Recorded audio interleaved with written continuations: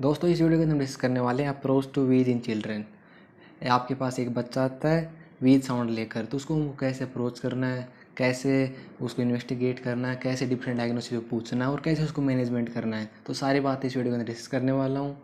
और इससे पहले दोस्तों हम अप्रोच टू स्टाइड इन चिल्ड्रन ऑलरेडी कर चुके हैं। यदि आप देखना चाहते हैं तो आप पीडियाट्रिक प्ले लिस्ट में जाके देख सकते हैं। और इसमें हम जो आपका क्लिनिकल पॉइंट ऑफ व्यू और जो प्रोफेशनल एग्ज़ाम होता है उसके पॉइंट ऑफ व्यू से तो बातें करेंगे ही। उसके साथ साथ आपको नीट पेज जो एमसीक्यू है वो भी इससे रिलेटेड सारे एमसीक्यू मैं इस वीडियो के अंदर डिस्कस करने वाला हूँ। तो ये वीडियो बहुत इंपॉर्टेंट होने वाली है और इससे आपको ज़रूर फ़ायदा होगा। तो पहली बात आती है, यदि वीज हम देखते हैं यूनिलेटरल साइड, एक साइड है, दोनों साइड है। यदि एक साइड आपको वीज आ रही है तो उसकी प्रोविजन डायग्नोसिस होती है आपको फॉरेन बॉडी एस्पायरेशन। यदि बाइलेटरल है दोनों साइड तो दो कंडीशन आती हैं, एक आपका एक्यूट ब्रोंकियोलाइटिस और एक आपका acute एक्जर्वेशन of bronchial asthma.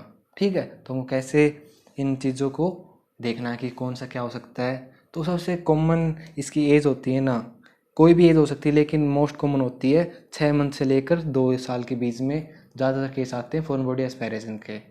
Most common site of lodging of foreign body right bronchus. Right bronchus आपका सबसे कॉमन साइट है जहाँ फॉरेन बॉडी फंसती है। ये आपका एमसीक्यू आता है। उसके बाद मोस्ट कॉमन टाइप आपका वर्ड के अंदर पार्ट ऑफ टॉयज, बच्चे खेलते खेलते मुंह में ले लेते हैं, वो फंस जाता है। इंडिया के अंदर पीनट्स, उसके बाद कॉइन्स, उसके बाद बटन्स। ठीक है, यहाँ ये डायरेक्ट हमसे पूछा जाता है कौन इंडिया के अंदर कौन सा सबसे ज़्यादा फॉरेन बॉडी फंसता है एस्पायर। ठीक है, तो उसके बाद मोस्ट डेंजर होता है सर्कुलर बटन बैटरीज। ये क्वेश्चन नीट के अंदर पूछा जा चुका अभी तक। तो उसके बाद दोस्त आता है आपका कि मोस्ट कॉमन सिम्टम आपका कफ। इसके अंदर most common sign unilateral wheeze. आपका most common complication of neglected foreign body recurrent pneumonias. ठीक है, और इन्वेस्टिगेशन ऑफ चॉइस हम क्या करेंगे इसके अंदर, रिजिड ब्रोंकोस्कोपी आपका इन्वेस्टिगेशन ऑफ चॉइस होती है। ट्रीटमेंट क्या होगा, रिजिड ब्रोंकोस्कोपिक रिमूवल। यदि दो टाइप की नॉर्मली मैनेजमेंट होती है दोस्त इसके अंदर, कि यदि आपका बॉडी है जैसे सर्कुलर आपका बटन बैटरी या थोड़ा पिन पुन है तो उसमें हम तुरंत रिजिड ब्रोंकोस्कोपी रिमूव करते हैं। लेकिन यदि आपका नॉर्मल या ब्लंट टाइप का फॉरेन बॉडी है तो उस यदि आपका इसोफेगस के अंदर फंसता है तो उसमें वेट कर सकते हैं। लेकिन जो आपका ट्रैकिया या इस रिस्पिरेटरी सिस्टम के अंदर फंसता है तो वहाँ पर हम इसका हमेशा ट्रीटमेंट होगा रिजिड ब्रोंकोस्कोपी रिमूवल।